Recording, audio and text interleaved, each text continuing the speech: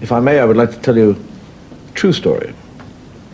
A story about a house that had a bad room, what they call in Ireland a bad room. It had an atmosphere.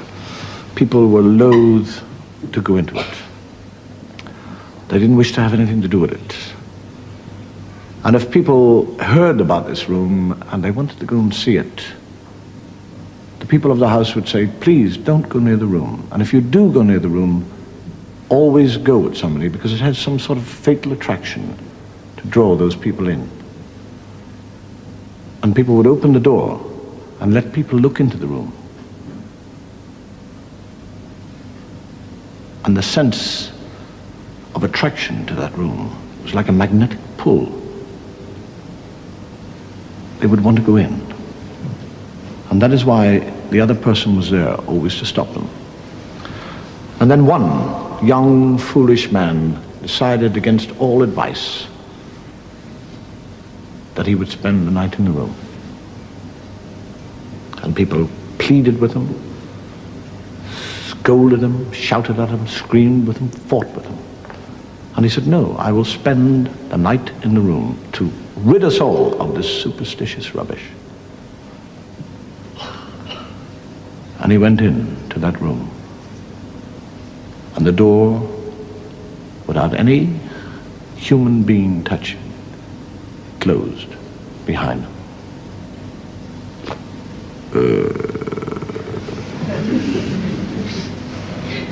And they all waited.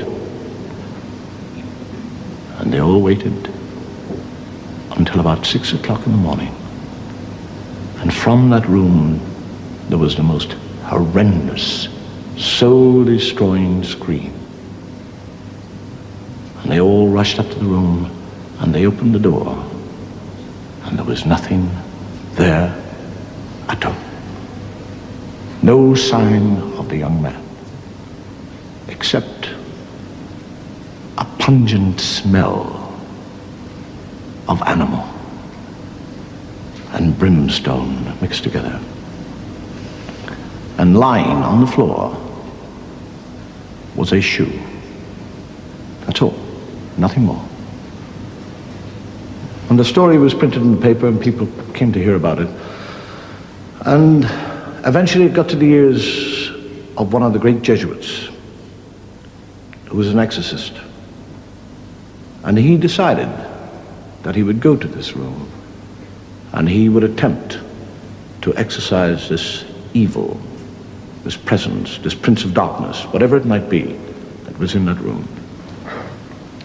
And again the people pleaded. They said no, and he said, no, I shall do it. But if by chance something happens to me in this room, if the pattern is the same, one of my shoes will remain in that room. And whatever happens, whatever is the secret of the evil of that room, I will write that upon my shoe. And if I am not there, look to my shoe, because the answer to this puzzle will be upon the shoe. And he arrived, entered the room, and the door closed behind him. And the people sat downstairs by a fire, and they waited. And the clock, this large grandfather clock, ticked away the time, quietly. And from upstairs they could hear the priest praying. They could smell the incense. And at about 4:30 in the morning, they looked at the dog who was asleep by the fire. And in his sleep, he had begun to growl. And as they looked at him, the hackles on the back of the dog began to rise. And he gave out the most baleful of hound-like howls.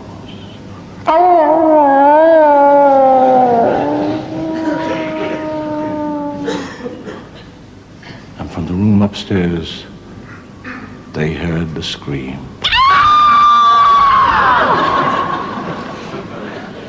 And they ran up with lights, with crosses, with crucifixes, with holy water. Open the door. was this pungent smell and a shoe. And they ran to the shoe, they picked it up, they turned it over, and burnt into the sole of that shoe were 2 words: size 9.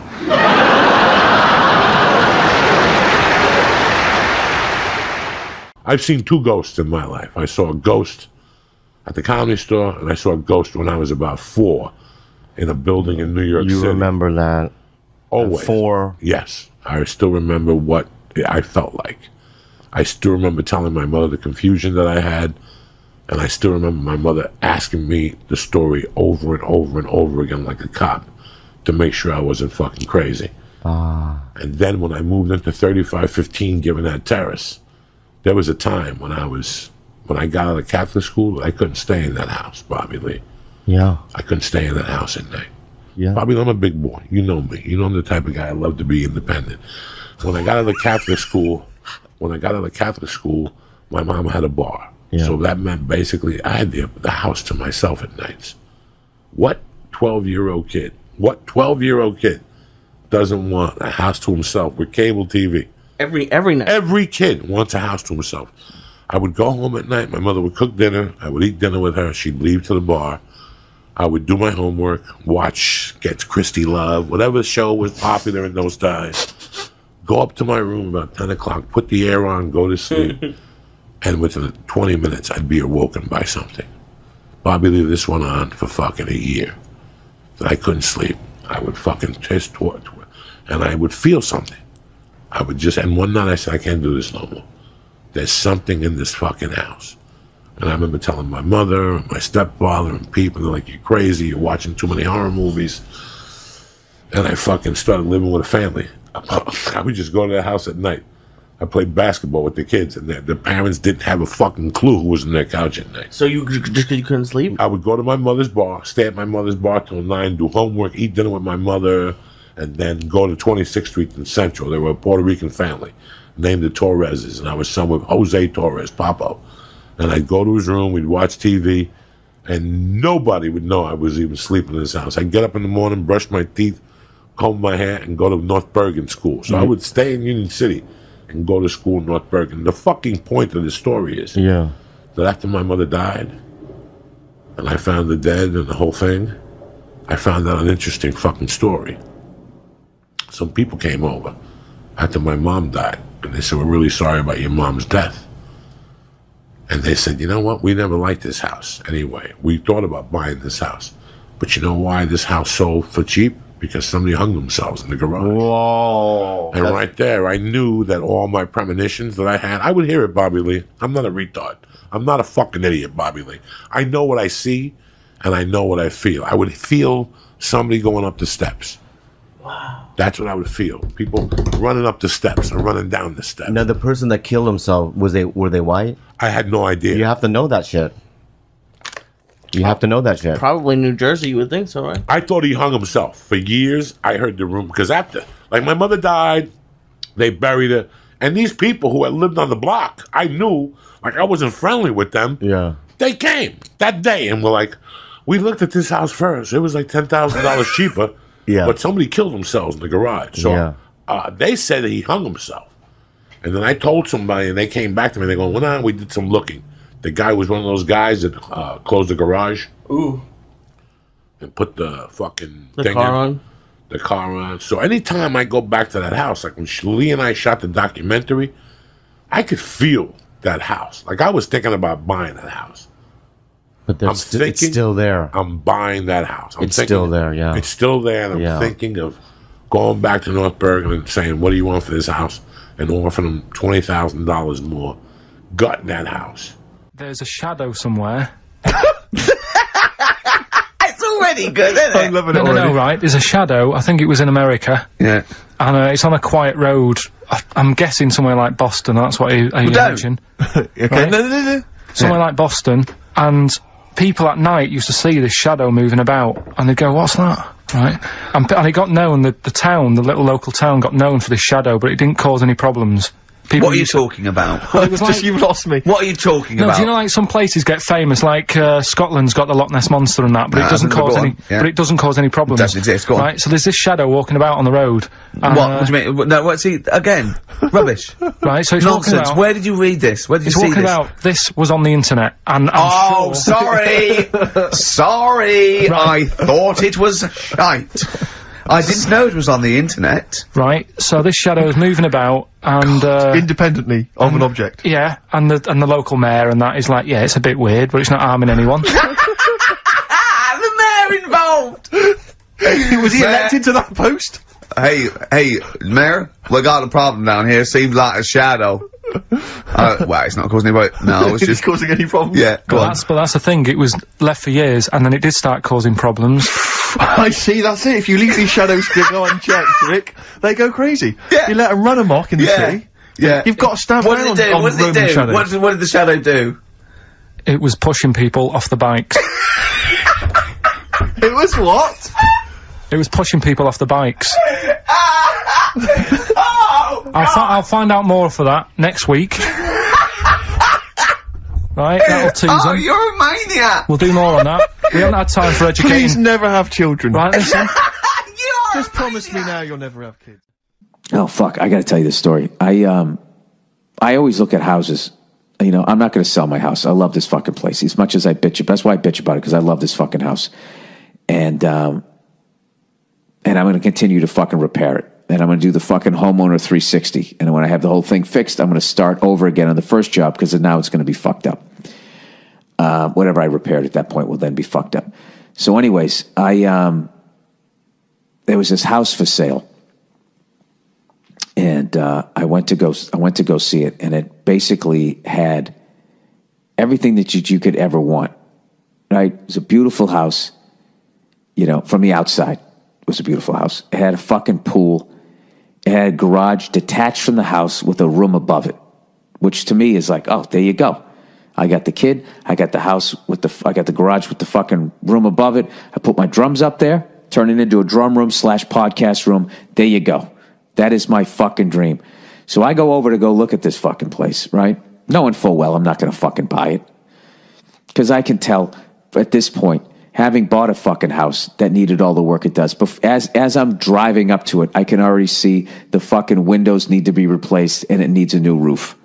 Even though they told me, you know, we checked out the roof there. We had some inspectors. They said it's fine. Oh, yeah?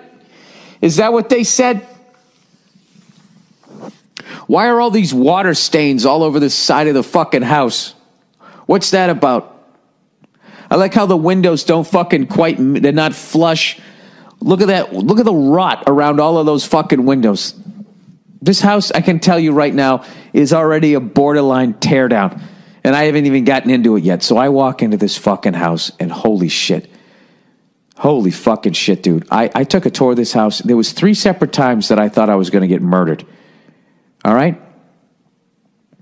First of all, we go to look at the room above the garage first, and there's just this moss growing on the side of the house, which I don't know if it was mold or if it was moss. It was fucking green. And the guy trying to sell it is, you know, he's doing his best, going, you know, it's a mother-in-law suite. You can fucking do this. You can do that. There's room to add a little more onto the garage. And I just point to I'm like, what is that? And he goes, yeah, well, you know, it definitely needs a little bit of work. And so I go into the house, and there's this random guy living there who isn't the owner, who has a ponytail. It's sparsely furnished. It was made in the 1920s, so it's already like creepy. You can already feel how many people have lived there and are now dead. And we just walk around the house. It got remodeled sometime in the 90s, yet it still had the fucking, Lon Chaney Jr. vibe of it from the 20s. And I go downstairs. It was like a basement, which they just don't have out here. And the guy's like, you can make this into a TV room. And there was all like these fucking files and film and all this shit down there.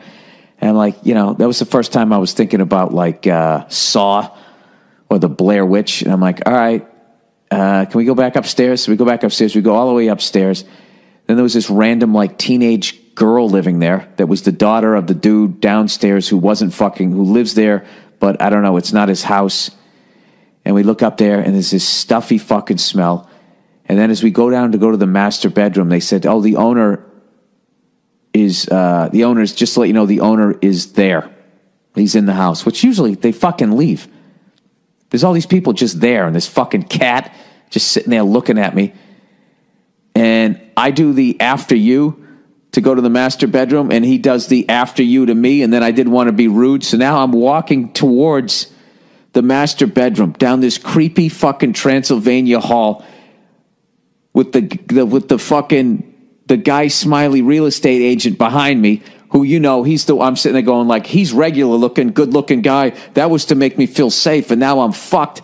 And I'm walking towards this fucking door. And I open the fucking door. And I look in there, and I swear to God, there's this guy with like gray skin, totally fucking bald, like the landing strip, and then like, you know, like the little fucking Mr. Whipple fucking hair around the side that he sort of dyed at some point, but now it was like this gray. He was totally gray. You could see the veins on the side of his head like Clint Eastwood, but not like I wouldn't want to fight Clint Eastwood. More like, did this guy die and then come back? And he was sitting down, hunched down. I think he was typing on the side of his bed. The place was a mess, and he just sort of looked over me and just went like, hey. He looked like the fucking dad in the Texas Chainsaw Massacre. And I was just like, what the fuck? So I went like, hey man, how are you? I sort of stepped around him, and then when I went to look into the bathroom... Yo, let's talk about a real issue at hand. Trash piling up, it's time to take a stand. From plastic bottles to styrofoam cups, our planet's drowning, it's time to wake up. Garbage trucks roll, streets lined with waste, but where does it go? It's not a race to the landfill, a mountain of despair, but we can change course, show that we care. Trash talk, it's more than just words. It's about actions, the change we deserve. Reduce, reuse, recycle. That's the plan for a cleaner, greener earth. Let's take a stand. Trash talk, it's more than just words. It's about actions, the change we deserve. Reduce, reuse, recycle. That's the plan for a cleaner, greener earth. Let's take a stand. Single-use plastics, they gotta go. From straws to bags, it's time to say no. Bring your own cup, your own tote bag. Small steps add up, let's not lag. Sorting all waste is not that tough. Recycling centers, that's where it's rough. Separate paper, glass, and cans. Give them a new life, that's the plan. Trash talk, it's more than just words. It's about actions, the change we deserve. Reduce, reuse, recycle. That's the plan for a cleaner, greener earth. Let's take a stand. But it's not just about the stuff we toss. It's about the mindset, there's no loss. Composting food waste, it's a win. Turning scraps to soil, let's begin. Educate the masses, from young to old. The future's at stake, let the story unfold. For the sake of our planet, our home sweet home. Let's clean up our acts, together we roam. Trash talk, it's more than just words. It's about actions, the change we deserve. Reduce, reuse, recycle. That's the plan for a cleaner, greener earth. Let's take a stand. Which I did for fucking 2 seconds. You know, trying to feel the backside pressure, by the way. You know, like when a quarterback doesn't feel the rush, you know, trying to feel that fucking axe that was about ready to go into my back. I look into the bathroom, and all along the bathtub, this guy had knee-high dress socks drying on the... And I was just like, ah! And I was just like, all right, man, I'll fucking see you later. And like, you ever see that walk racing that was a big fad in the 70s? I did that right out of that fucking house. And I said to the real estate guy, I go, Jesus Christ, I can see why this has been on the market for so fucking long. How the fuck are you supposed to sell it when the goddamn creep keeper is creep keeper, the crypt keeper? I'm like verbally dyslexic. Forget about trying to read. Is sitting up there. I didn't dare look. You know, when I was standing there and I said all this shit. I know those old houses, you can hear everything when you're right outside. I was standing right underneath the fucking bedroom window, and I didn't dare look up there because I had a feeling he was going to be standing in the window staring at me, and I was going to have fucking nightmares. And I fucking left. I left.